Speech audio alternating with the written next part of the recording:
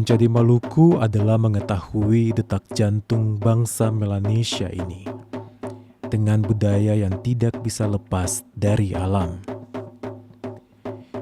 Beta Maluku, dan beta ingin belajar detak jantung yang mengiringi peradaban di pulau-pulau kecil ini.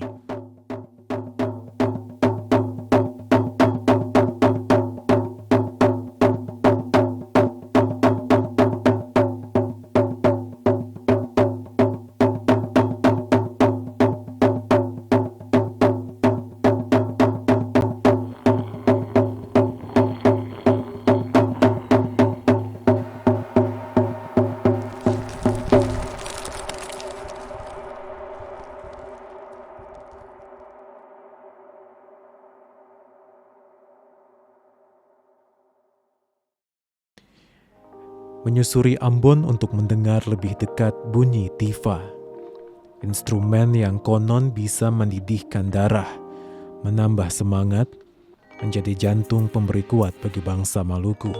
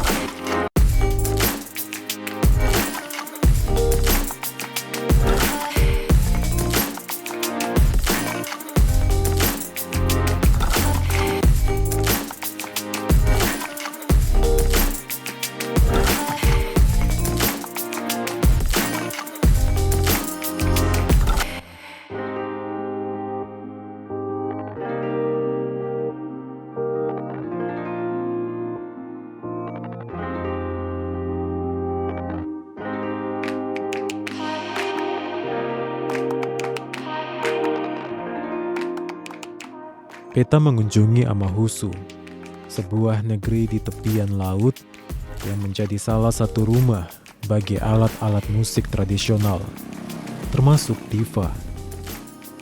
Beta akan belajar bagaimana orang Maluku membuat tifa dan apa kegunaan dari instrumen tersebut.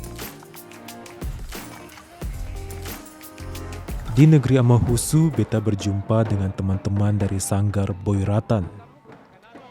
Di dalam sanggar ini terdapat satu keluarga yang telah bermain tifa selama beberapa generasi.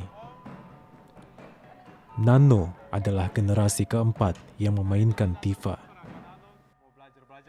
Tifa merupakan alat musik yang sudah dikenal ratusan tahun. Selama itu telah menjadi bagian budaya dan tradisi masyarakat negeri Amahusu. Setiap jenis tifa hanya boleh dimainkan oleh satu marga tertentu. Ini tifa Toto Buang Sanggar Boiratan namanya tifa 7 marga. Tifa 7 marga. Iya. Nah, kenapa namanya Tifa 7 marga? Tifa 7 marga yaitu tifa dengan masing-masing marga dengan masing-masing pukulan yang berbeda-beda. Dengan masing-masing pukulan Iya. berbeda-beda gitu, Hakim. Jadi tifa kan di Maluku yang orang tahu, tifa ada tifa jikir, tifa potong, jikir potong, tifa bas. Di negeri Amahusu, tifa-tifa itu dimainkan oleh marga-marga tertentu saja.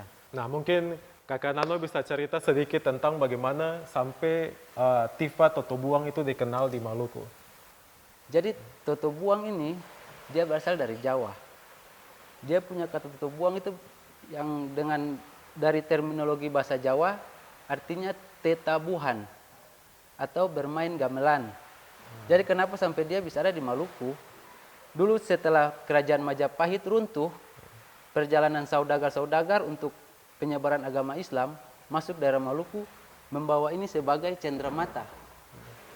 Membawa bonang ini yang dikenal bonang atau Toto Buang ini sebagai cenderamata untuk dikasih kepada para raja agar bisa diterima masuk ke daerah perairan Maluku, daratan Maluku. Sampai akhirnya Toto Buang ini dengan bentuk satu-satuan, bukan dengan keseluruhan. Jadi masih dibawa satu-satu dengan notasi yang berbeda-beda. Akhirnya warga lokal Maluku membuat ini sebagai instrumen Toto Buang. Tapi dulu masih namanya gong 9. Gong 9. Kalau gong 9 itu hingga saat ini masih ada di Banda. Kalau di negeri Amausu sendiri bagaimana kakak? Negeri Amusu itu ceritanya panjang dari tete nenek moyang masuk. Ini gong, tifa itu untuk menyambut kayak misalnya panggil adik kakak, panggil moyang adik kakak dari negeri seberang kayak Amusu Gandong dengan Laha untuk game panggil. Jadi masih bentuk gong. Tapi di Amusu dulu totobuang ini belum begini. Totobuang masih kayu, Masih dari kayu. dari kayu. Kakak Nando ini luar biasa sekali permainannya. Nah, ini sekarang kita mau tahu di Sanggar Boyoratan ini biasanya hanya latihan tifa totopuang atau ada produksi tifa juga kakak?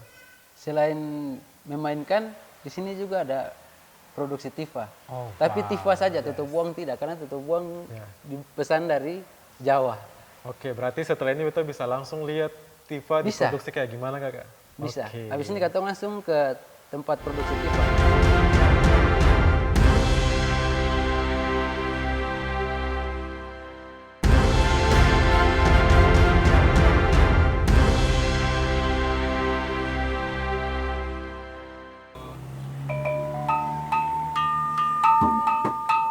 Tifa adalah wujud baru dari flora dan fauna yang ada di Maluku.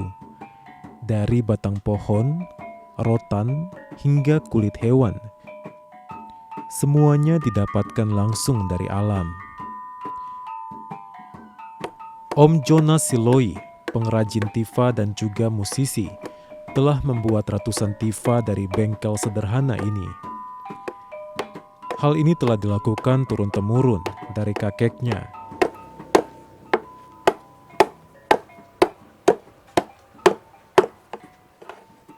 Om Jonas. Selamat sore Om. Wis. Selamat sore. Ini Om ada bikin tifa Saya sudah lagi nih. bikin tipa. Iya, Ini sekarang nih proses apa nih Om? ini proses cincang loang. Cincang loang. Iya, cincang Oh. loang. Berarti dari pohon loang ini sudah nih Om ya? Ini dari pohon titi tadi. Pohon titi. Iya. Si pohon Oke. titi kita bikin cincang, dia punya loang dulu. Sudah habis cincang baru kita mau pahat. Oh, oke. Pahat lubangnya. Ya. Jadi sampai dapat akan punya bentuk yang Bentuk diinginkan dingin, begitu ya. Om ya? Om dari batang pohon kayu sampai jadi akan punya loang kayak begini bakal Iya. berapa lama tuh? Oh, Kalau dulu pahat bilang paling sampai 1 atau 2 sampai 3 hari. Kalau tergantung dari besarnya tifa. ah. Selain pohon titi bisa pohon apa saja Om? Pohon sukung, Pohon sukung bisa, iya ada pohon sukung, pohon gomu, pohon gomu. ada juga pohon nangka. Ah. Tapi yang paling kuat itu Yang paling kuat nih pohon titi sama pohon pohon titi ya, Om ya? ada pohon juga lenggua, kayu lenggua juga. Pohon lenggua. Iya. 3-4 hari. Ya tergantung besarnya tifa. Karena ada tifa yang begini, ada yang kecil, ada juga yang besar begini. Tifa yang besar. Ada juga tipe yang kayak gini, tipe ini pakai kaki, ini namanya tipe komando. Tifa yang- komando. Iya, tipe komando. Untuk komando atau tipe jikir. Bisa juga pakai untuk tipe jikir. Tipe jikir. Tifa sikit. Kalau sampai habis ukir setelah itu apa Om? Sudah selesai ukir, semua selesai, sudah jadi loang ini. Nah, sudah loang sudah harus dicat dulu, Ya. ya, atau dipelatur, baru kita datang pemasangan kulit. Ini kulit kambing ini. Kita taruh kulit besarnya tipa, Ya.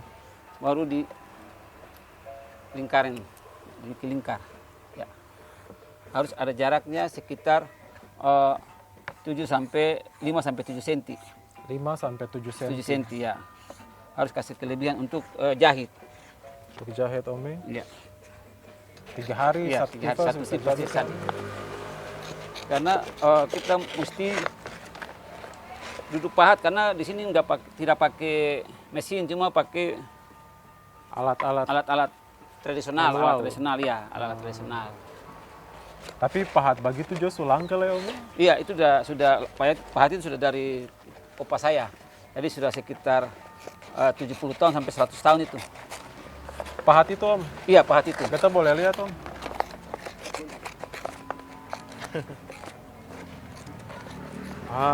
Ini dia akan punya pahat nih Om.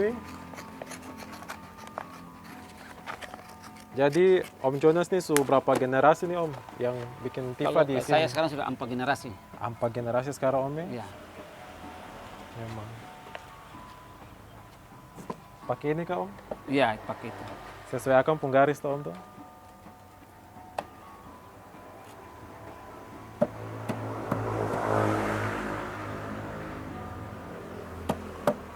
Oh iya jadi.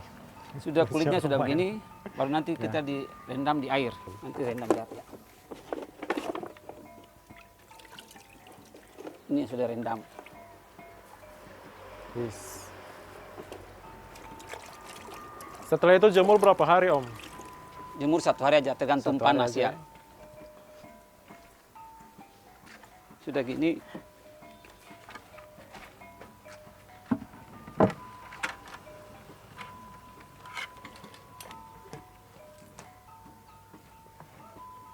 Ini kalau misalnya sudah kering langsung ya langsung ini sudah kering. ini Kulitnya pakai kalau bambu rendam Kak Om? selama 1 hari, ini pakai rotan.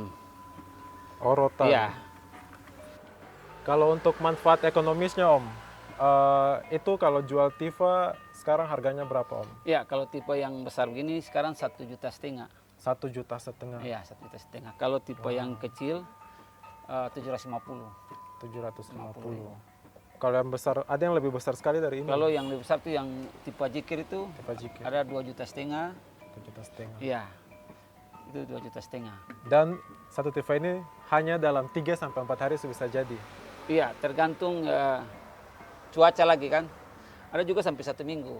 1 minggu karena dari permulaan kita rubuh pohon juga tidak bisa buat dalam kayunya tidak boleh mantap. Tunggu sampai kayunya sudah 1 bulan atau 2 minggu dulu sudah kering, baru kita bisa buat Tifa.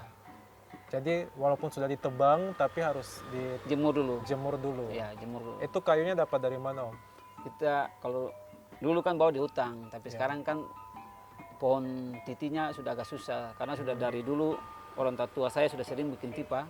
Apalagi kalau pesanan kan sampai ratus Tifa. Makanya sekarang kita beli dari Seram. Bawa dari Seram. Pesanan paling banyak itu berapa Tifa yang berhasil dibuat? Tiap Om? tahun tuh kita pesanan tuh untuk masuk ke sekolah tuh 120 Tifa. 120 Tifa. 120 Tifa. Kalau dari saudara di Belanda juga ada pesanan tuh 20 sampai 30 Tifa. Berarti sekarang pemesannya ada bahkan dari Belanda. Dari Om? Belanda juga ya. Dari mana saja lagi Om selain? Selain dari Belanda juga ada dari Amerika, dari Jepang juga, Wow. dan juga ada saudara-saudara kita yang dari Makassar maupun Jakarta. Ya.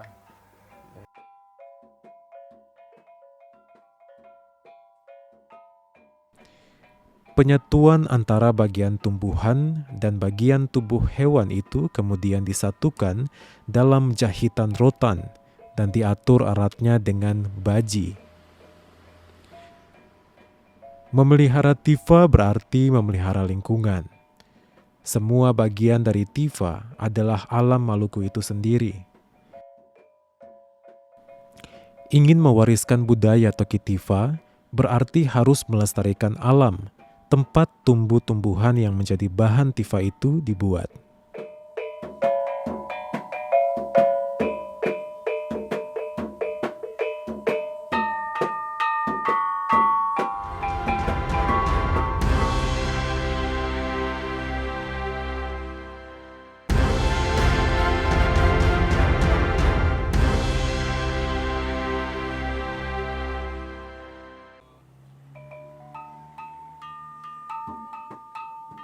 Belajar tentang Tifa berarti beta harus melihat sendiri dari mana asal bahan-bahan pembuat Tifa. Berbagai jenis pohon yang dipandang baik sebagai bahan pembuat Tifa ditanam di sini. Hutan musik di negeri Amahusu.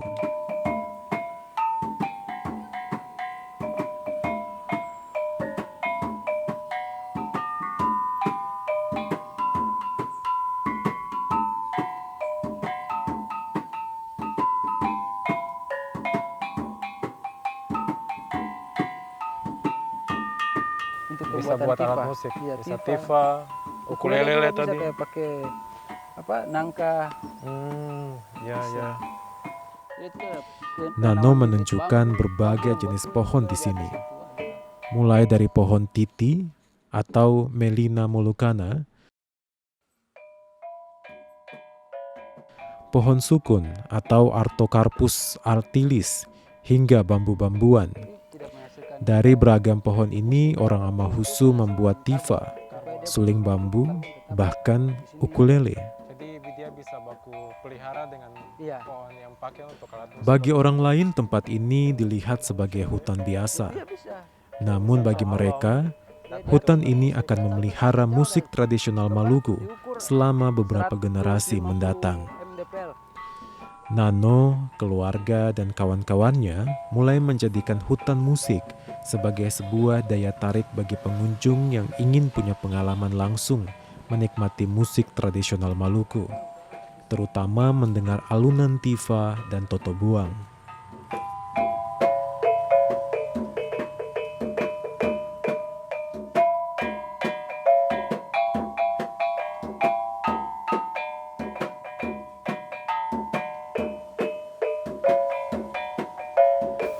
Wah, ini hutan musik menarik sekali kakak.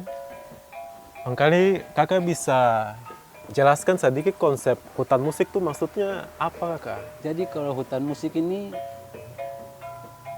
dikelola oleh komunitas Sanggar Boiratan, tapi di bawah bimbingan Ambon Music Office. Jadi tujuan dari AMO untuk membuat hutan musik ini itu untuk menjaga kelestarian budaya di Maluku. Jadi misalnya seperti tifa. Tifa misalnya dia punya pohon untuk pembuatan tifa dari pohon titi ini sekarang sudah sangat langka. Jadi bagaimana program AMO untuk membuat ini, kita menanam bibit-bibit yang bisa produksi alat musik tifa. Misalnya pohon titi, pohon sukun, terus ada pohon nangka juga. Tapi bukan hanya tifa saja, ada suling juga. Dari dulu orang membuat suling, orang menebang pohon tapi tidak menanam lagi. Jadi bagaimana sekarang kita membuat ini untuk menanam pohon bambu yang untuk membuat suling. Jadi ada kayu-kayu, misalnya kayu nangka untuk membuat ukulele juga bisa. Jadi pohon-pohon yang kedepannya untuk jangka panjang untuk menjaga kelestarian budaya di Maluku. Nah, selain tadi kegiatan apa saja yang biasanya nanti dilakukan di hutan musik kakak? Apakah nanti ada latihan-latihan juga? Latihan-latihan dari Sanggar Boiratan, kita nanti mungkin 1 minggu 2 kali atau 1 minggu 1 kali latihan di sini. Kalau kakak Nano sendiri ini generasi keberapa yang main alat musik tradisional dalam keluarga? Kalau dalam keluarga sekarang kita generasi ke-4. Generasi keempat? Iya. Berarti dari kakak Nano punya Papa, punya papa lagi, punya papa lagi. wah, luar biasa. Jadi memang namanya Boiratan. Boiratan itu nama moyang yang masuk di Amohusu yang sekarang turun ke keluarga Siloe. Nama moyang pertama.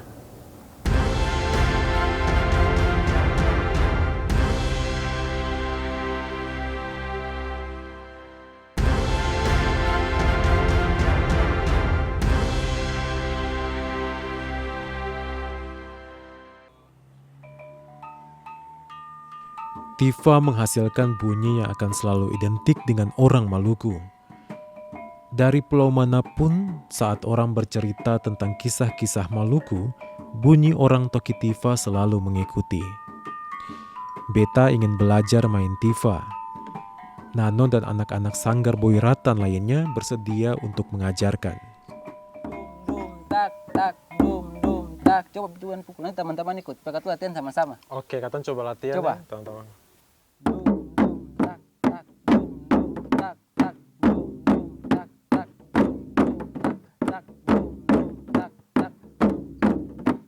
Ini pukulan dasar dari pukulan tifa. Kalau mau ajar main tifa, ini pukulan dasar. Nanti di tifa totobuang, ini namanya pukulan dasar atau tifa dasar.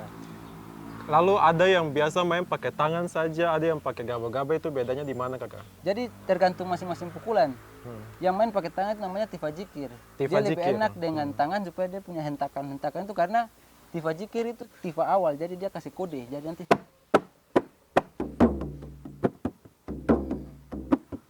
dia hentakannya lebih enak. Jadi dia begitu. punya low, dia punya itu lebih enak.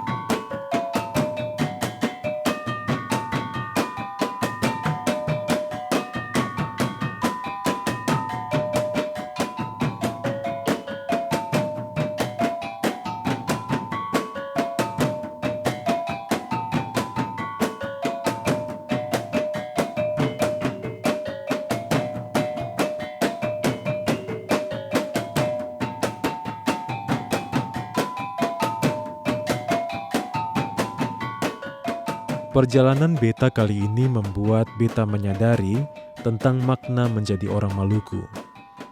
Orang Maluku sejatinya memelihara rasa persaudaraan dan rasa persatuan.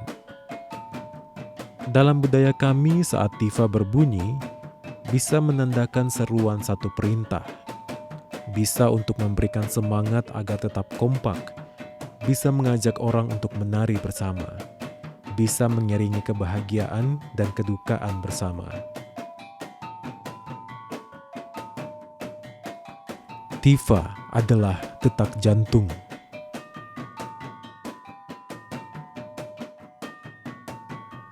Boiratan menjadi pemantik, dan harapannya semua orang lain yang mendengarkan bunyi tifa akan tergerak untuk melestarikan budaya purba ini. Dari generasi ke generasi, bunyi tifa tidak akan pernah sunyi.